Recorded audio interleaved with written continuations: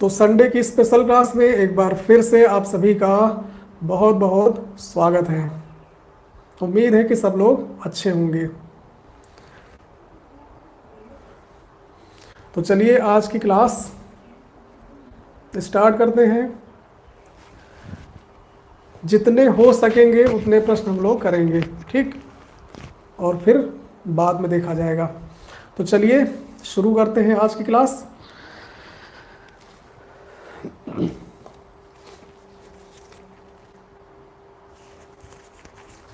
तो क्वेश्चन हमारे पास बहुत सारे आ गए हैं। इनमें से अब सारे तो बताना बहुत मुश्किल है, लेकिन कोशिश करेंगे कि ज़्यादा से ज़्यादा क्वेश्चन आपको हम बता पाएँ। और वही क्वेश्चन हमने सेलेक्ट किए हैं जो वास्तव में लग रहा है कि कठिन है, कहीं आपसे नहीं हो पाएंगे। और जो आसान क्वेश्चन थे वो हमने छोड़ दिए हैं, यानी उनको आप फिर से एक बार ट्राई करना, हो सकता है हो जाए। नहीं हो रहे हैं तो फिर आप हमसे पूछिएगा। तो आज का पहला क्वेश्चन,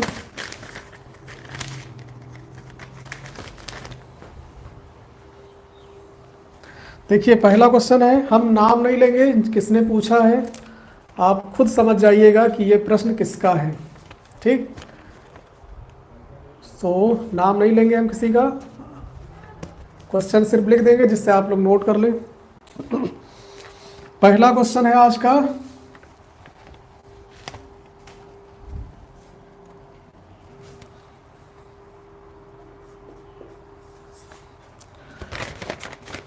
एक संख्या दी गई है आपको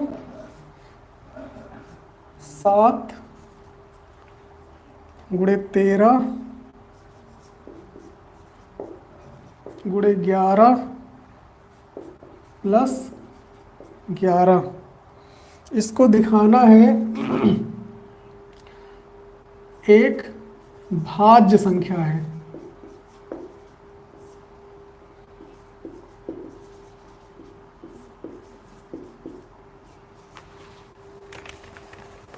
ठीक, तो एक संख्या दी गई है आपको और ये इसमें पूछा गया है कि इसको दिखाइए कि ये एक भाज्य संख्या है। तो भाज्य संख्या आपको पता होगा, भाज्य संख्याएं कौन कौन सी होती हैं, जैसे 4, 6, 8, ये सब क्या है, भाज्य संख्या है। भाज्य संख्याएं किसे कहते हैं, पहले आप ये भी समझ लें। वे संख्याएं जो स्वयं और एक के अतिरिक्त अन्य संख्याओं से भी विभाजित हो जाती हैं, वो कहलाती हैं भाज्य संख्याएं। जैसे एक को तो आप छोड़ ही दीजिए, 1, 2, 3, 5, 7, ये संख्याएं हैं जो एक से और स्वयं के अलावा किसी अन्य संख्या से विभाजित नहीं होंगी, तो ये कहलाती हैं अभाज्य संख्याएं। और ये वाली देखो, अगर इनके हम फैक्टर करें तो एक को तो आप छोड़ ही दीजिए, एक क्या है, ये एक स्पेशल नंबर है, ठीक। ये ना तो भाज्य में आता है और ना ही अभाज्य में, तो एक की बात ही छोड़ दीजिए आप।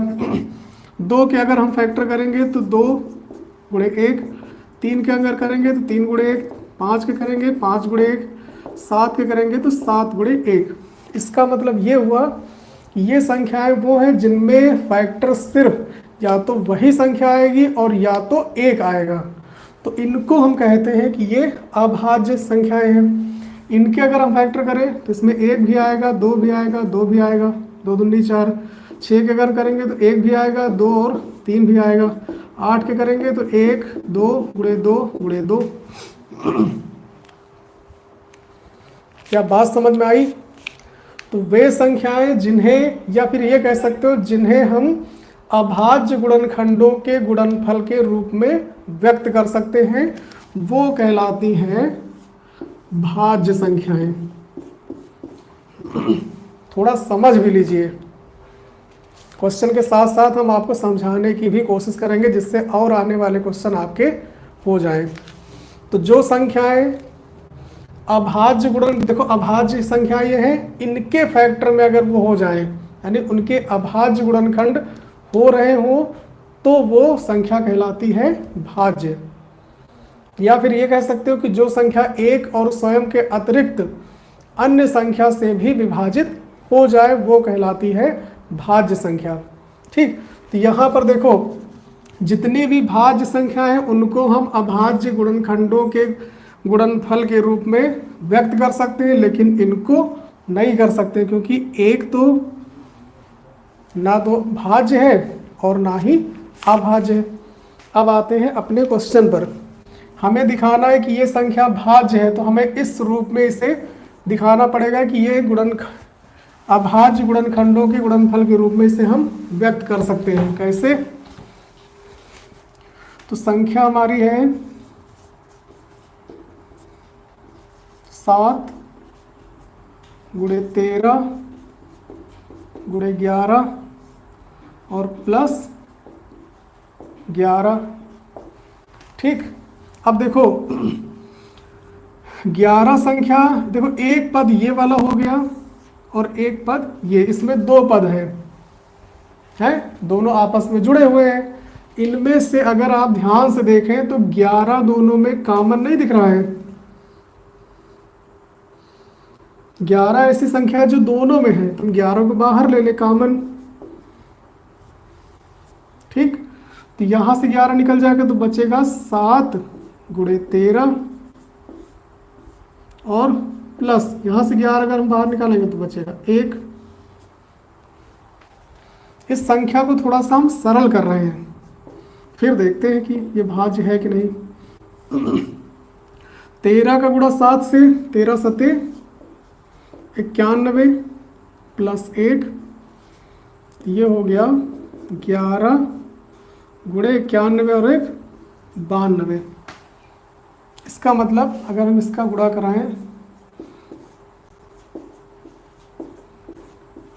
9 2 11 9 1 10, तो ये जो संख्या है वो ये है 1012।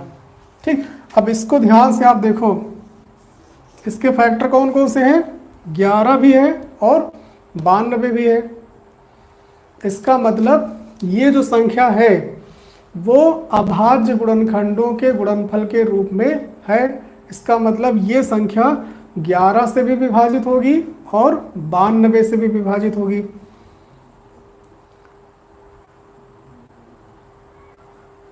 बात समझ में आई? जो संख्या दी गई है वो 11 से भी विभाजित होगी और 92 से भी विभाजित होगी, इसलिए ये संख्या भाज्य है। तो इसमें लिखेंगे अतः 7 गुणे 13 गुणे 11 प्लस 11 एक भाज्य संख्या है, क्योंकि इसको हम अभाज्य गुणनखंडों के रूप में के गुणनफल के रूप में व्यक्त कर सकते हैं। समझ में आया क्वेश्चन? चलो अगला देखते हैं। ये थोड़ा सा डिफरेंट टाइप का क्वेश्चन था, इसीलिए समझ में नहीं आया होगा।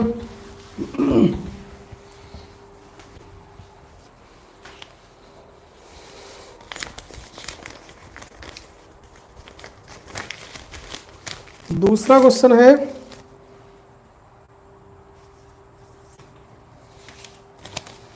9 sec square a minus 9 tan square a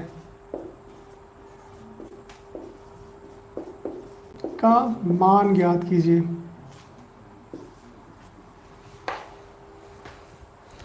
ये भी बहुत अच्छा क्वेश्चन है। 9 sec square a minus 9 tan square a, इसका मान आपसे पूछा गया, यानी कि ये क्वेश्चन नहीं आया होगा जिनका भी है। अब इसमें क्या कर सकते हो आप सोचो। कुछ नहीं कर सकते हो तो कम से कम इतना तो कर ही सकते हो कि दोनों में, यानी दोनों पदों में 9 आपको कॉमन दिख रहा है। दिख रहा नहीं दिख रहा है? 9 कॉमन दिख रहा है तो 9 बाहर निकाल लो, कुछ नहीं करना है। 9 sec स्क्वायर ए माइनस 9 tan स्क्वायर ए। हमें कुछ नहीं आ रहा है, लेकिन इतना तो पता है कि 9 दोनों में है, तो 9 को हम बाहर निकाल लें। क्या प्रॉब्लम है? sec स्क्वायर ए माइनस tan स्क्वायर ए। अब आते हैं सर्वसमीका पे। एक सर्वसमीका है 1 प्लस tan स्क्वायर थीटा बराबर sec स्क्वायर थीटा। होती नहीं होती है? इसी से अगर ये मिलाओ, बन रहा है कि नहीं बन रहा है? tan स्क्वायर को उधर लेके चले जाओ तो हो जाएगा sec square theta minus tan square theta, और इधर रहेगा 1। इसका मतलब इसकी जगह पर हम 1 लिख सकते हैं।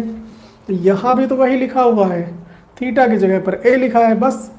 sec square a minus tan square a, और इसका मान क्या होगा? 1 आ गया। बहुत आसान क्वेश्चन। 9 गुणे 1, क्योंकि इसका मान क्या है? 1 यहाँ पे लिख लेंगे, क्योंकि sec square a minus tan square a का मान 1 होगा। तो ये हो गया 9 एकम 9। यही आपका आंसर। समझ में आया सबको? बहुत छोटा सा क्वेश्चन था, नहीं आया, अब आ जाएगा। अगला क्वेश्चन देखिए, आज का तीसरा प्रश्न। आप कोशिश करेंगे तो जरूर लग जाएंगे, एक बार ट्राई करिएगा जो आज रह जाएंगे क्वेश्चन। ठीक, x square minus P plus Q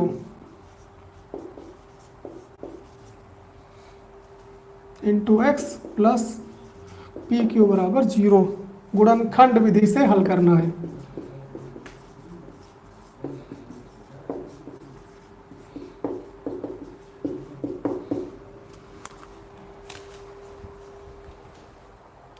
बहुत आसान क्वेश्चन है। X square minus P plus Q into x plus P Q बराबर 0। इसमें कुछ करना ही नहीं, आपको सब दिया गया है। देखो क्या करते हैं, जैसे कोई द्विघात समीकरण आता है, जैसे मान लिया x square minus 5x plus 6 बराबर 0। तो इस स्थिति में हम क्या करते हैं, जो अचर राशि है उसके गुणनखंड करते हैं, और ये देख कर कि ये प्लस का है कि माइनस का है। अगर प्लस का है तो ऐसे गुणनखंड करते हैं कि जोड़ने पर मध्य पद आ जाए, अगर माइनस का है तो ऐसे गुणनखंड करते हैं कि घटाने पर आ जाए। यही काम करते हैं ना। देखो यहाँ पर 6 है तो 6 के गुणनखंड क्या करेंगे हम? 2 गुणे 3, और यहाँ पर फिर क्या कर लेंगे? 5 की जगह पर 2 प्लस 3। करते नहीं करते? और ये 6, अब मान लो 6 की जगह पर 2 गुणे 3 लिखाओ, 6 की जगह पर उसके गुणनखंड ही लिखे गए हो 2 गुणे 3, तब तो आपको यहाँ 2 प्लस 3 लिखना है। वही तो यहाँ पे लिखा है। देखो मान लो ये इसके गुणनखंड है, मान लिया ये 2 है और ये 3 है, गुणे में लिखे हैं 2 तिहाई 6, तो ये हो गया 2 प्लस 3, तो पूरा पूरा वही बना हुआ है। समझ में आई बात? तो कुछ नहीं करना है इसमें आपको सिर्फ ओपन कर लेना है बस। समीकरण है x square minus P plus Q into x plus P into Q बराबर 0। इसको ओपन कर लो, इसके गुणनखंड तो दिए गए हैं आपको, इसके गुणनखंड करोगे जोड़ने पर यह आ जाए, आ रहा है एक्स स्क्वायर। इसको ओपन करो, माइनस का पी एक्स माइनस का Q x plus P Q बराबर 0। अब कॉमन क्या होगा इन दोनों में? x, तो x माइनस पी, और इन दोनों में कॉमन होगा माइनस का q, यहाँ भी आ जाएगा x माइनस पी। अब x माइनस पी और x माइनस पी कॉमन निकाल लो बाहर, x माइनस पी तो बचेगा x माइनस q। इन दोनों का गुणनफल 0 है, इसका मतलब या तो ये 0 के बराबर होगा या तो ये 0 के बराबर होगा। दोनों को हम बारी बारी से मान लेंगे। यदि x माइनस पी बराबर 0, तो x बराबर p आ जाएगा। और यदि x माइनस क्यू बराबर 0 तो x बराबर q। तो मान आ गया x, एक आ गया p और एक आ गया q। आई बात समझ में? तो ये बहुत आसान क्वेश्चन है, लेकिन फिर भी आपसे नहीं हो पा रहे हैं। क्यों नहीं हो पा रहे हैं? इसकी वजह सिर्फ यही है, या तो आप बंद कर रखे हैं, कोई प्रैक्टिस नहीं कर रहे हैं, या तो फिर आपने पढ़ा ही नहीं होगा। तो इसकी प्रैक्टिस आप करते रहो, पेपर हो या ना हो अलग मैटर है, लेकिन आपकी जानकारी तो बनी रहेगी। ये सारी चीज़ें आपको आगे काम आएंगी। ठीक, चलो अगला क्वेश्चन देखते हैं।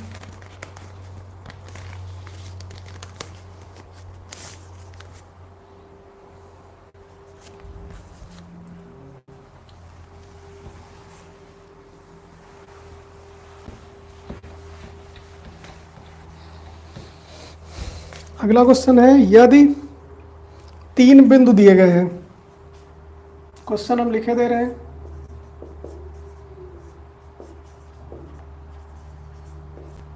यदि बिंदु -3,9 a, b और 4, -5 संरेख हैं,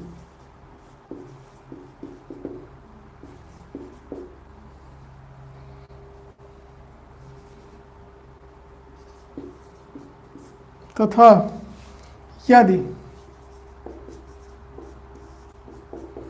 a + b बराबर 1 तो a और b का मान।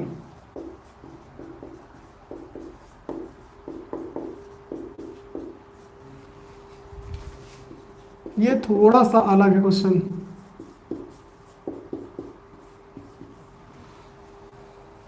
इस तरह के क्वेश्चन तो आपने करे होंगे संरेख वाले, लेकिन संरेख के साथ साथ एक कंडीशन और दी गई है, ये a + b बराबर 1। तो ये थोड़ा सा अलग हो गया है क्वेश्चन। अब देखो संरेख का मतलब क्या है। अगर संरेख होंगे या संरेख नहीं होंगे, संरेख नहीं होंगे इसका मतलब तीनों बिंदु कहीं इधर उधर होंगे, एक रेखा में नहीं होंगे। और अगर संरेख होंगे तो एक ही रेखा पर होंगे। ठीक, ये संरेख है और ये संरेख नहीं है। अब संरेख नहीं है, तब अगर हम इनको मिलाएंगे तो एक ट्रायंगल बनेगा। 3 बिंदु अगर संरेख नहीं है तो उनको मिलाने पर एक त्रिभुज बनेगा ही बनेगा, निश्चित है। और त्रिभुज बनेगा तो इसका कोई ना कोई क्षेत्रफल होगा।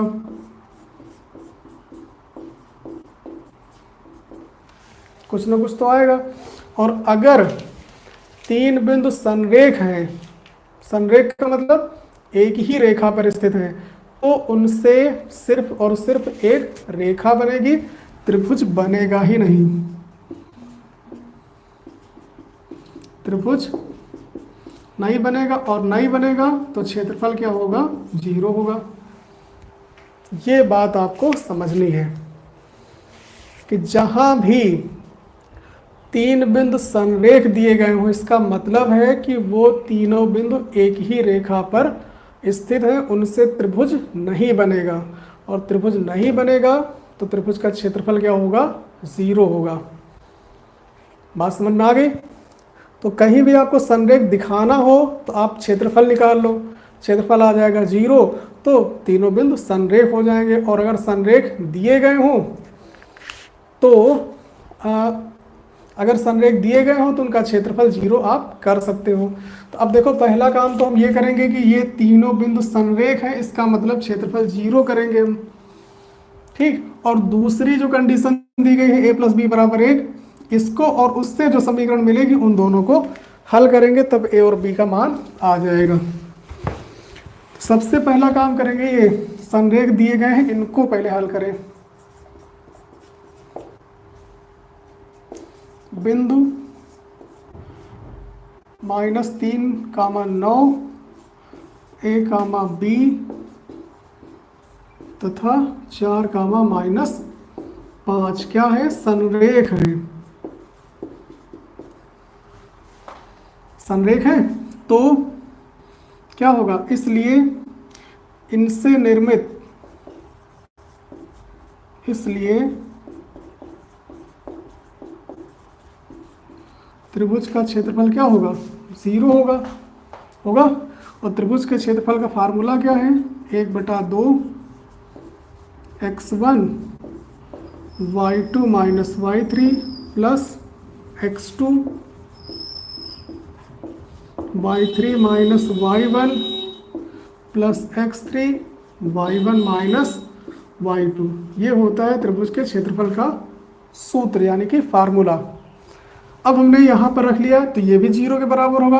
अब हमें मान रखना है, इसलिए इनको हम पहले छोटा छोटा यहाँ पर मान लेंगे। पहले बिंदु को x1 y1, दूसरे को x2 y2 और तीसरे को x3 y3। अगर मान लेंगे तो हमें मान रखने में दिक्कत नहीं होगी।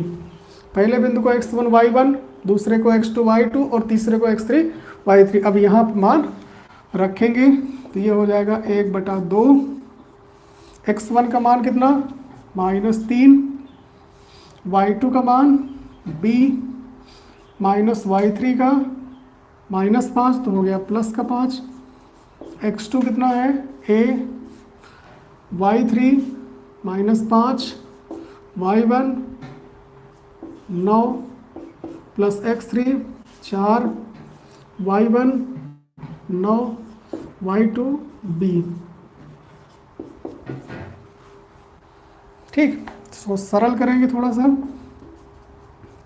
1/2 ये हो गया -3b और ये -5 15, ये 9 5 14, ये हो गया -14a और ये हो गया 9 चौक 36 -4b। ठीक, पहले a को सरल करेंगे। a है -14a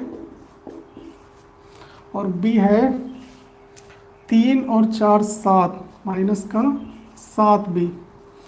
15 माइनस का 36 प्लस का तो कितना बचेगा? 21 प्लस का 21 बराबर 0। ठीक, इसको थोड़ा सा और सरल करें तो ये हो जाएगा 1/2 उधर जाएगा 0 हो जाएगा, यानी -14a माइनस का 7b प्लस का 21 बराबर 0। 14 भी 7 से कट रहा है, 7 तो कट ही रहा है, 21 भी। तो हम 7 से अगर इसको हम भाग कर दें तो ये हो जाएगा माइनस का 2a प्लस माइनस का b और प्लस का 3, यानी कि माइनस से गुणा अगर करा दें तो हो जाएगा 2a प्लस b माइनस 3 बराबर 0, यानी 2a प्लस b बराबर समीकरण 1। ठीक, तो ये आ गया समीकरण 1। कैसे? जब हमने इन तीनों बिंदुओं को संरेख मान करके इनका क्षेत्रफल निकाला त्रिभुज का। 3 बिंदु हैं संरेख, तो त्रिभुज का क्षेत्रफल होगा 0, तो क्षेत्रफल रखा हमने 0, तो आ गया एक समीकरण 2a प्लस b बराबर 3। और एक समीकरण आपको दिया गया है, इसको मान लो 2, a प्लस b बराबर 1, ये हो गया समीकरण 2। अब इन दोनों को हल करो, a और b का मान निकाल लो आराम से। जो घटा दे तो b से b कैंसिल हो जाएगा। समीकरण 1 से 2 को घटाने पर ये बन गए रैखिक समीकरण दो चर वाले। 2a प्लस बी बराबर 3 और a प्लस बी बराबर 1, घटाने पर चिन्ह बदल जाते हैं, b से b कैंसिल, यहाँ पर बचा a, यहाँ पर 2a बराबर आ गया 2। अब a का मान रख दो समीकरण 2 में, a का मान समीकरण 2 में रखते हैं। तो a प्लस बी बराबर क्या है 1, a की जगह पर क्या रखा 2, तो b बराबर हो जाएगा 1 माइनस 2, यानी b बराबर -1। a बराबर आ गया 2 और b बराबर आ गया -1। समझ में आया? तो ये थोड़ा सा अलग है इसलिए क्योंकि इसमें एक कंडीशन आपको और दी गई है। 3 बिंदु संरेख है, पता चल गया कि एक ही रेखा पर है, इसका मतलब त्रिभुज नहीं बनेगा। त्रिभुज नहीं बनेगा तो त्रिभुज का क्षेत्रफल 0 होगा, वो कर लिया हमने। जब त्रिभुज का क्षेत्रफल 0 किया तो हमें एक समीकरण मिल गया 2a प्लस बी बराबर 3, उसको हमने मान लिया समीकरण 1। और जो कंडीशन हमें और दी गई थी a प्लस बी बराबर 1, इसको हमने मान लिया समीकरण 2। दोनों को हल करके a और b का मान निकाल लिया।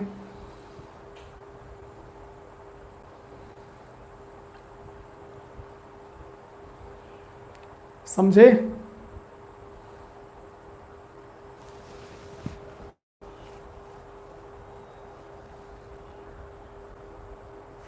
चलो अगला क्वेश्चन।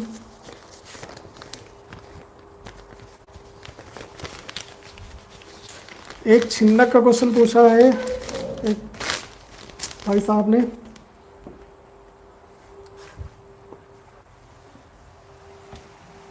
शंकु का छिन्नक, अगर शंकु के ऊपरी भाग को काट कर हटा दें तो जो शेष भाग बचेगा वो कहलाता है शंकु का छिन्नक। तो क्वेश्चन इनका है, पानी पीने वाला 14 सेंटीमीटर ऊंचाई का एक ग्लास। पानी पीने वाला एक ग्लास है जिसकी ऊंचाई है 14 सेंटीमीटर और यह शंकु के छिन्नक के आकार का है। इसके दोनों वृत्ताकार सिरों के व्यास 6 सेंटीमीटर और 4 सेंटीमीटर हैं। तो ग्लास की धारिता, यह क्वेश्चन किसने पूछा भाई? अगर हो देख रहे हो तो बता दिया करो। जिसका क्वेश्चन मिल जाए तो कम से कम बता सकते हो कि यस सर ये मेरा क्वेश्चन है। किसी का है ये?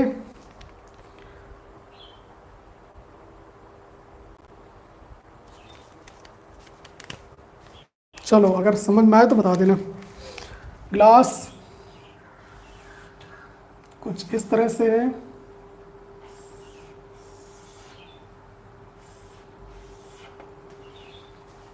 छिन्नक के आकार का है। इसकी ऊंचाई है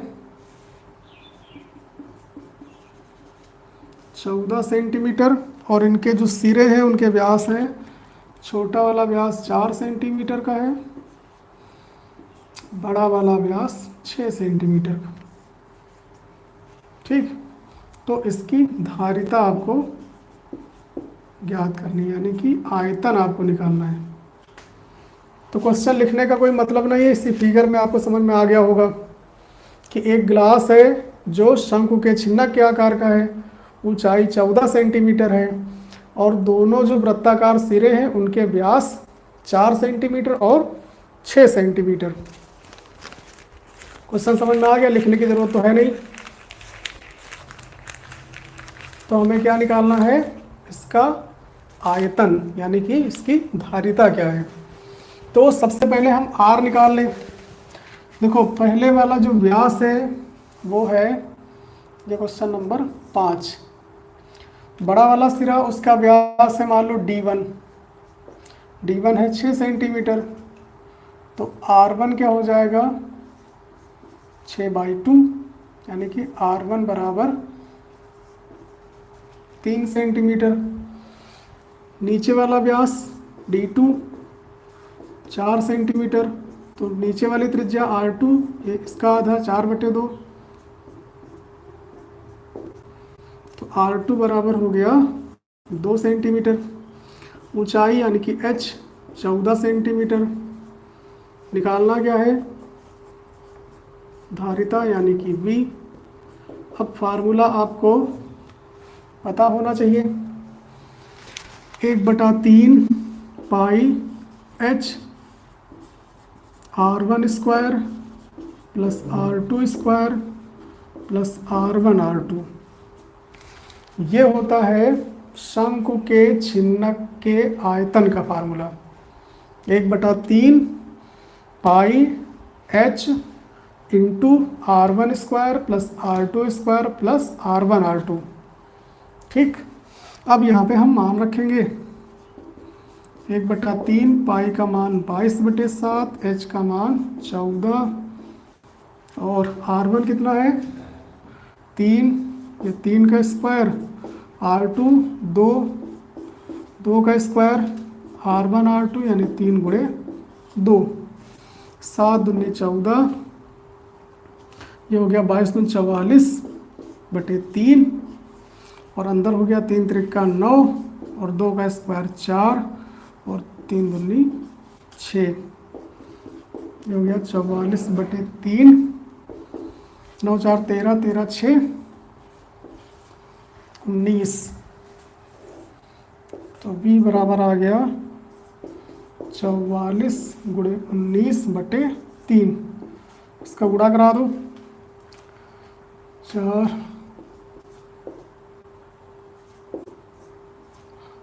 13 836।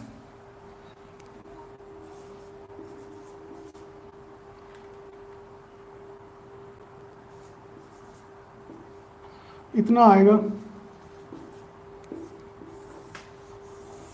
या इसको और थोड़ा सरल कर लो, 3 दूनी 6, 2 8, 3 7 21 और 3 8 24, बचेगा 2, या फिर यह आया होगा आंसर। चलो अगला क्वेश्चन देखते हैं फिर।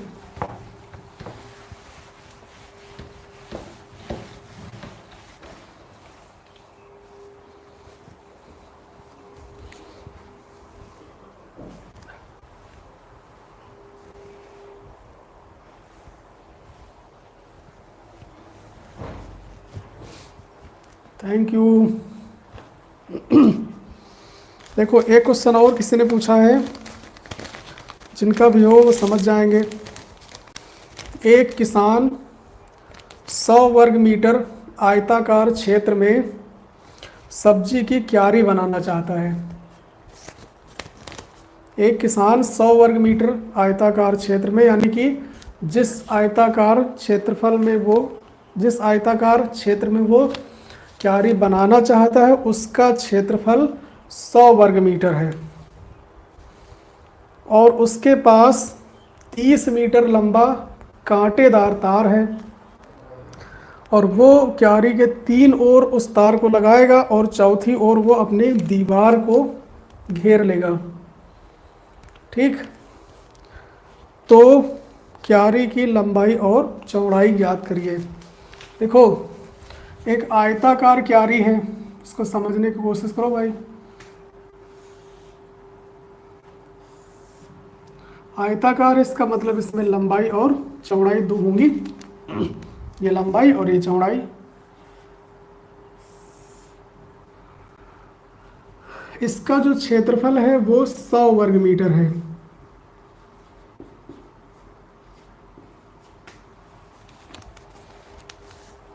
ठीक, क्षेत्रफल कितना है इसका 100 वर्ग मीटर।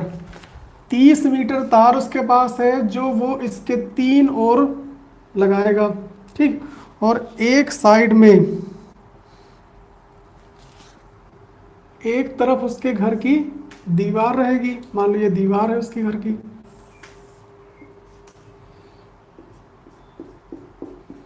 एक तरफ तो उसकी दीवार रहेगी। ठीक, और 3 साइड में वो तार लगाएगा ये।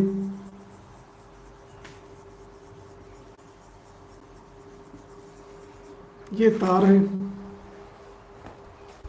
ठीक, अब देखो इसकी लंबाई और चौड़ाई हमें पता करनी है। अगर हम लंबाई को x मान लें, ठीक, तो देखो क्षेत्रफल दिया गया है, क्षेत्रफल की सहायता से हम चौड़ाई निकाल लें तो वो भी x के पदों में आ जाएगी। जैसे मान लो कोई आयत है, ठीक, इसकी लंबाई है 4 और चौड़ाई है 3, तो इसका क्षेत्रफल क्या होगा? 4 गुणे 3, 4 3 12 होगा। अब देखो ये है लंबाई, ये है चौड़ाई और ये है इसका एरिया। अगर लंबाई और चौड़ाई आपको पता हो तो उसका क्षेत्रफल आप आसानी से निकाल सकते हो। अगर लंबाई और क्षेत्रफल पता हो तो चौड़ाई निकाल सकते हो, अगर चौड़ाई और क्षेत्रफल पता हो तो लंबाई निकाल सकते हो। कुछ बात समझ में आई? देखो अगर लंबाई की जगह पर हम यहाँ x मान लें, ठीक, और क्षेत्रफल कितना है इसका 100, तो चौड़ाई क्या होगी? चौड़ाई की जगह पर b, तो चौड़ाई बराबर आ जाएगी, ये x चला जाएगा नीचे, यानी 100/x।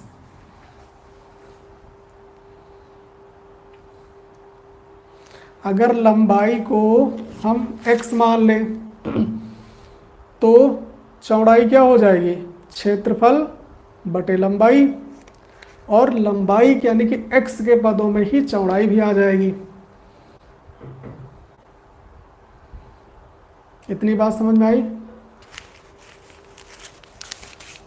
ठीक, तो इसी तरह से ज़्यादा प्रॉब्लम भी नहीं होगी। हमें लंबाई और चौड़ाई पता करनी है। ठीक, तो ये हो गया क्वेश्चन नंबर 6 आज का।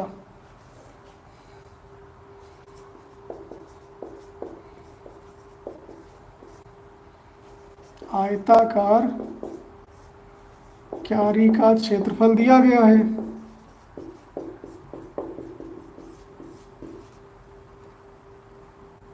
सौ वर्ग मीटर। ठीक, तो लंबाई को हम मान लें x, माना लंबाई बराबर x मीटर, तो चौड़ाई क्या होगी? चौड़ाई बराबर हो जाएगी क्षेत्रफल बटे लंबाई। अगर हम लंबाई से क्षेत्रफल में भाग कर ले तो चौड़ाई नहीं निकल आएगी, आ जाएगी आराम से 100/x मीटर। तो लंबाई कितनी हो गई? x, और चौड़ाई हो गई 100/x।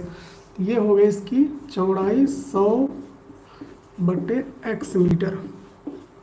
इधर भी इतने हो जाएगा 100/x मीटर। ठीक, अब देखो प्रश्नानुसार वो तार कहाँ कहाँ लगा रहा है? 3 साइड में। इतना लंबा तार यानी कि 100/x की लंबाई का तार इधर लगेगा, x लंबाई का तार इधर लगेगा, और फिर 100/x लंबाई का तार इधर लगेगा, और इन तीनों साइड को मिला करके तार की कुल लंबाई कितनी है? 30 मीटर। तो अगर हम इन तीनों को जोड़ लें तो कितना आ जाएगा? 30 मीटर। यही तो दिया गया है प्रश्नानुसार।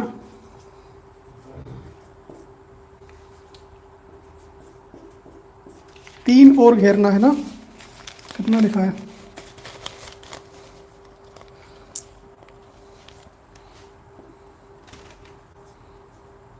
डायरेक्ट ले लें। तार की लंबाई कितनी दी गई है? 30 मीटर। 30 मीटर। और तार लगा कहाँ कहाँ है? इधर लगा है, इधर लगा है और इधर लगा है, 3 साइड में। तो इतने तार की लंबाई कितनी होगी? 100/x। इतने तार की लंबाई x, और इधर वाले तार की लंबाई ये भी 100/x, बराबर हो जाएगा 30। ये बात समझ में आई? तीनों की अगर हम यानी दोनों चौड़ाई और लंबाई को अगर हम जोड़ लें तो कुल तार की लंबाई आ जाएगी, और कुल तार की लंबाई कितनी है? 30 मीटर। इनको जोड़ो, ये हो गया 100 और 100 200 बटे x प्लस x बराबर 30। सरल करो इसको, 200 प्लस एक्स स्क्वायर बटे x बराबर 30। ये हो जाएगा 200 प्लस एक्स स्क्वायर बराबर 30x, या इसको एक साइड में कर लो, x square minus 30x plus 200 बराबर 0। ये बन गई एक द्विघात समीकरण। 200 के गुणनखंड करने हैं कि जोड़ने पर 30 आ जाए, तो हो जाएगा 20 और 10 एक्स स्क्वायर, तो हो जाएगा 30 की जगह फिर क्या लिखेंगे? -20 और -10, -20x माइनस 10x और प्लस 200 बराबर 0। कॉमन लेंगे x, तो आ जाएगा x माइनस 20 और यहाँ माइनस का 10, तो x माइनस 20। अब तो समझ में आ ही रहा होगा, x माइनस 10। अब बारी बारी से मान लेंगे, या तो ये 0 होगा या तो ये 0 होगा। यदि x माइनस 20 बराबर 0 तो x बराबर आ गया 20, और यदि x माइनस 10 बराबर 0 तो x बराबर आ गया 10।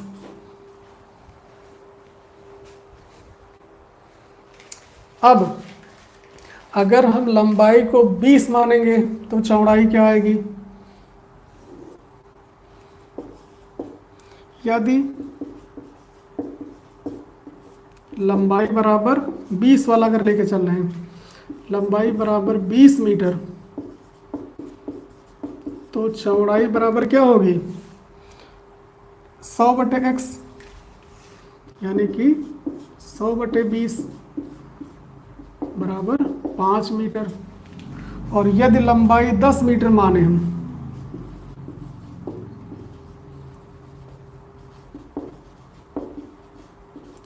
लंबाई बराबर 10 मीटर, तो चौड़ाई क्या होगी? 100 बटे 10, तो ये भी 10 मीटर हो जाएगी। और तब हो जाएगा, तब लंबाई और चौड़ाई बराबर हो जाएंगी।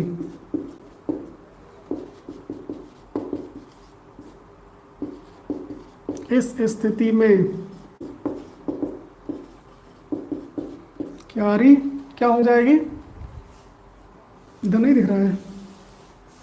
अगर बराबर हो गई तो अगर लंबाई और चौड़ाई बराबर हो गई तो क्यारी कैसी हो जाएगी? वर्गाकार।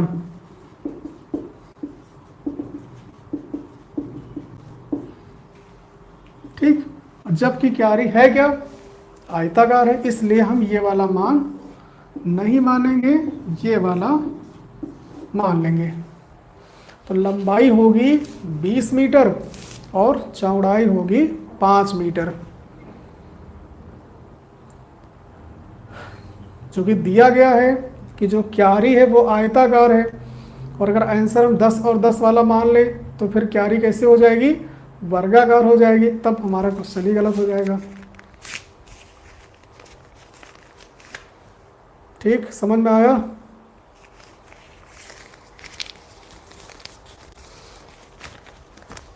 जिनका क्वेश्चन है उनको समझ में आया?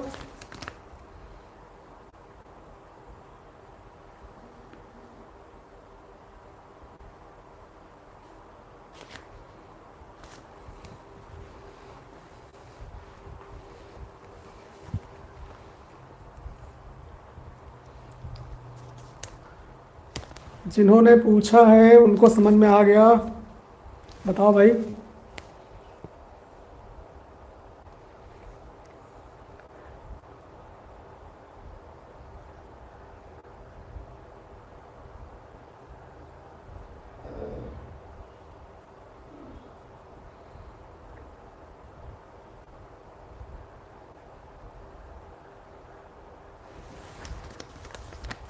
सो गए क्या?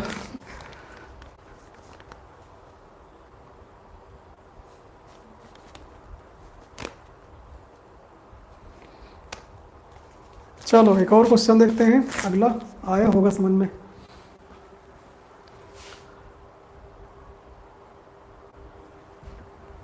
नाम नहीं बता रहे हैं इसलिए तो पूछ रहे हैं। चलो जिनका हो अपने आप समझ जाएंगे बस। Question number 7। अब बहुत बड़ा क्वेश्चन करवाएंगे।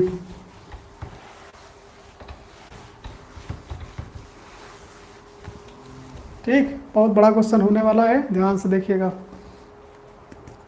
7 नंबर, यदि x बराबर 2 साइन स्क्वायर थीटा और y बराबर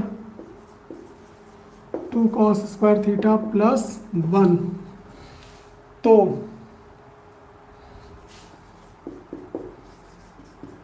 x प्लस वाई का मान क्या होगा? चलो भाई जल्दी से बताओ, ये बहुत बड़ा क्वेश्चन है, जल्दी से देख के बता दो आंसर कितना आएगा। हम आपको ऑप्शन दे रहे हैं। ऑप्शन ए है 1, 2, 3, जल्दी बताओ फास्ट।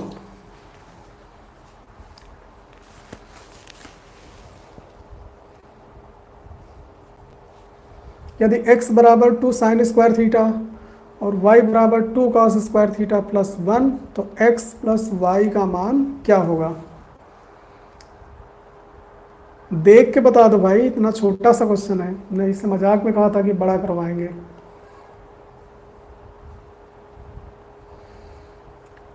देख के आंसर बता दो, देख के, बिना हल करे।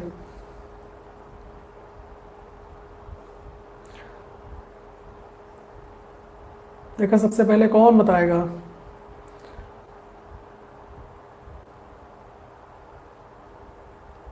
के के कहाँ से आ गया? के तो है ही नहीं इसमें।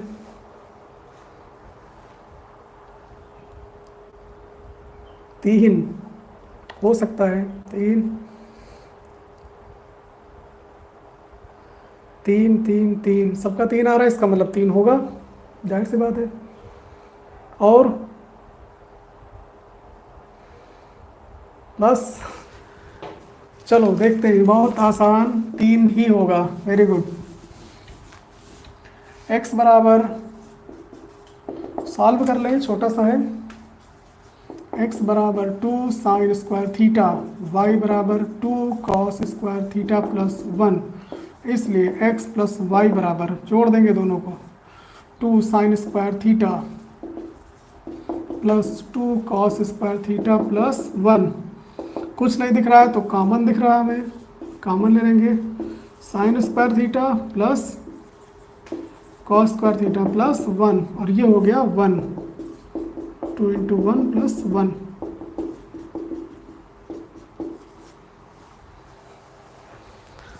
इतना छोटा क्वेश्चन नहीं आया था किसी का।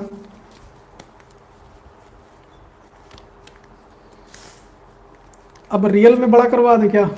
वास्तव में बड़ा क्वेश्चन, ये तो मजाक में हमने कहा था कि बड़ा करवाएंगे। विजय का आ गया था, विजय भाई बहुत तेज हैं पढ़ने में।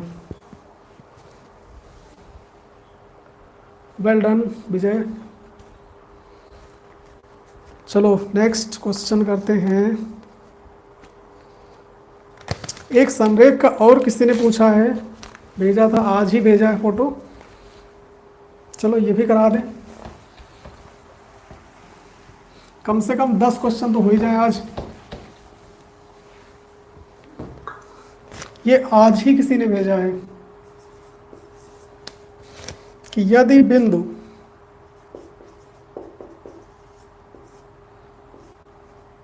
x कामा वाई -5 7 और जल्दी से बता दो किसका है ये। संरेख है तो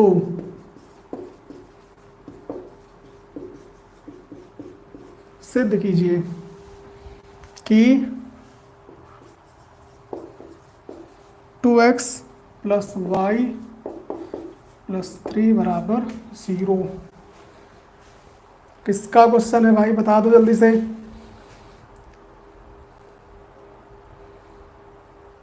ये आज ही पूछा है किसी ने।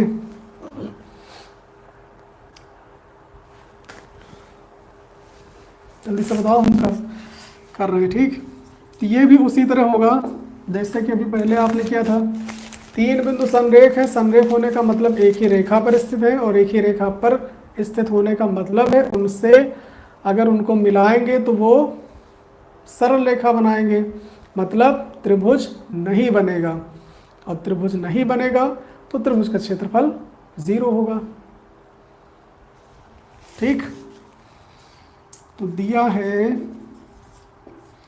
बिंदु x, y -5, 7 और -4, 5 संरेख है, इसलिए इनसे निर्मित त्रिभुज का क्षेत्रफल क्या होगा, 0 होगा। और 0 होगा तो फार्मूला आपको पता ही होगा। x1, चलो बढ़िया ट्रिक बता दें फार्मूला लिखने की। x × y - y। अब इसी को 3 बार लिखेंगे। एक बार हो गया, फिर x y - y, फिर एक बार x y - y। अब नंबरिंग कर लें। नंबरिंग 1 से शुरू करेंगे। 1 2 3। अब 2 से शुरू करेंगे। 2 2 के बाद 3 3 के बाद फिर 1। अब 3 से शुरू करेंगे। 3 3 के बाद 1 1 के बाद 2। अगर भूल जाओ तो ऐसे कर लो। त्रिभुज का क्षेत्रफल बराबर 0, यानी ये भी 0। अब मान रख लें। मान रखने में गलती ना हो, इससे बढ़िया है कि आप यहाँ पर मान लो छोटा छोटा। x1 y1, दूसरे बिंदु को x2 y2, तीसरे को x3 y3।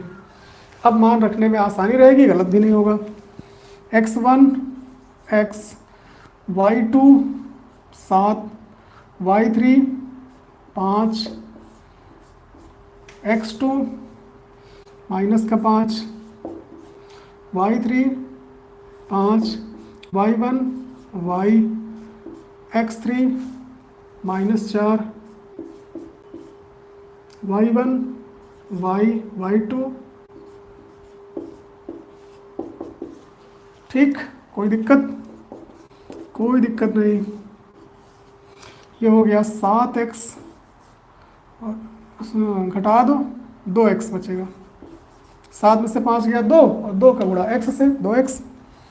ये हो गया -5 और 5 -25 और +5y। इधर -4y और माइनस का गुणा। सरल करेंगे थोड़ा और, ये 1/2 उधर जाएगा 0। यहाँ बचा 2x और 5y में से 4y घट गया तो बचा y, और -25 और +28 बचेगा 3। बस यही तो लाना था।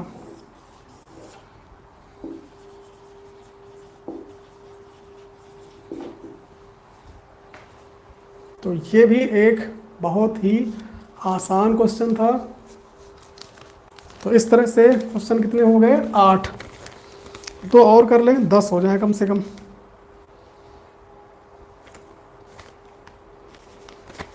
एक क्वेश्चन और है, फिगर वाला। देखो इसको, ये वाला अच्छा आप लोग करके बताएं हमें, देखें कितने लोग कर पाएंगे। ठीक, फिर हम बताएंगे आपको। पहले आप करके बताइए, फिर हम बताते हैं।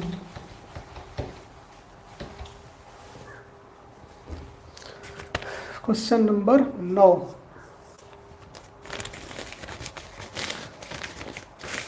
एक वृत्त है ठीक।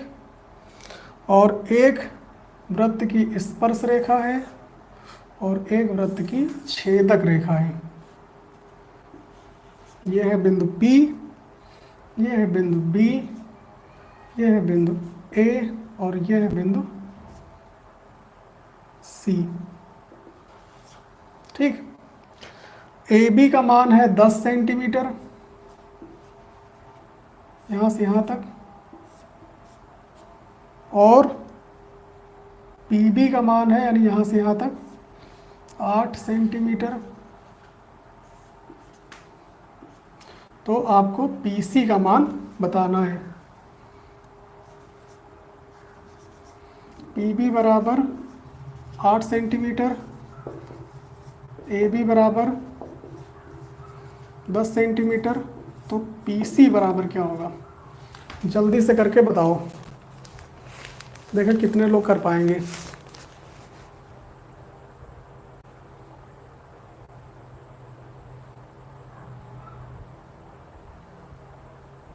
ये नहीं आता? चलो अच्छा, इसका फार्मूला आपको हम बता दें, याद रखिएगा। एक छोटा सा फार्मूला है, वही लगेगा इसमें। अगर एक स्पर्श रेखा हो और एक छेदक रेखा हो, देखो ये वृत्त है, ये इसकी स्पर्श रेखा, छेदक रेखा P, C, B और A। तो इसमें एक फार्मूला लगता है, वो आपको याद रखना है। स्पर्श रेखा यानी ये, इसका स्क्वायर, PC का स्क्वायर बराबर होता है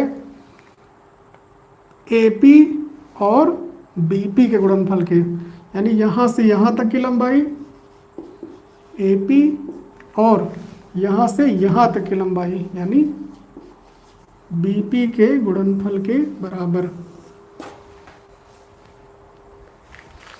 PC का स्क्वायर बराबर होता है AP इंटू BP।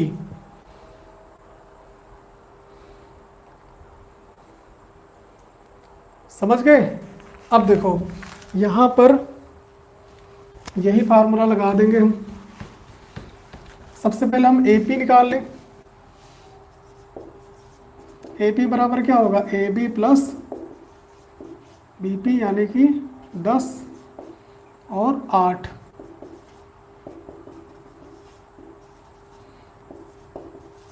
अब हमें क्या निकालना है? PC। तो हम जानते हैं कि PC का स्क्वायर बराबर होता है AP इंटू BP के बराबर। ठीक, PC का स्क्वायर बराबर AP इंटू BP। तो PC ही निकालना है। AP कितना है? 18 और BP कितना है? 8। यानी PC का स्क्वायर हो गया 18 × 8 = 144। तो PC बराबर क्या हो जाएगा? अंडर रूट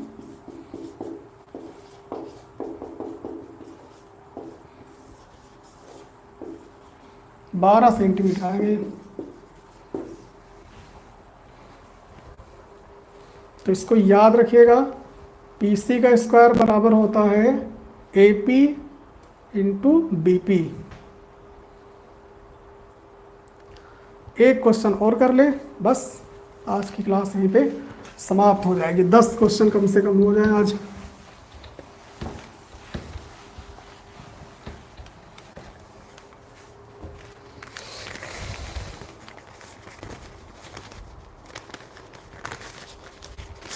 दो संख्याओं का योगफल 7 और गुणनफल 12 है। चलो क्वेश्चन नहीं लिखेंगे, आप समझ लो। दो संख्याओं का योगफल है 7 और गुणनफल है 12। तो वो दोनों संख्याएं पता करनी है। तो मान लें, माना पहली संख्या बराबर x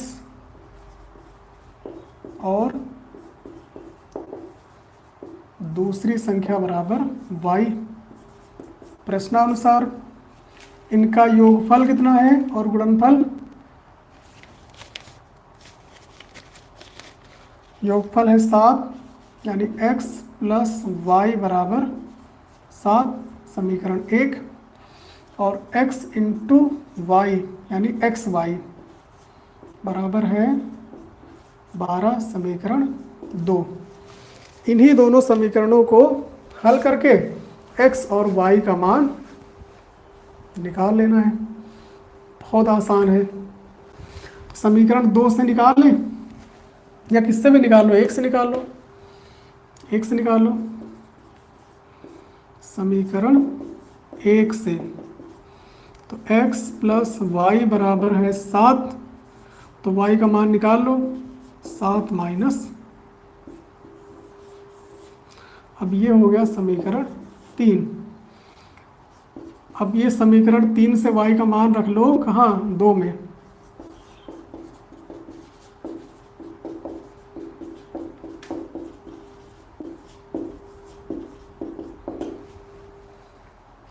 x इंटू वाई का मान है 7 माइनस एक्स बराबर 12। ये हो गया 7x माइनस एक्स स्क्वायर बराबर 12। अच्छा अंतर करो इसको, तो ये हो जाएगा x square minus 7x plus 12 बराबर 0। बन गया द्विघात समीकरण। 12 के गुणनखंड करो, जोड़ने पर 7 आ जाए, 4 3 12, 4 3 7।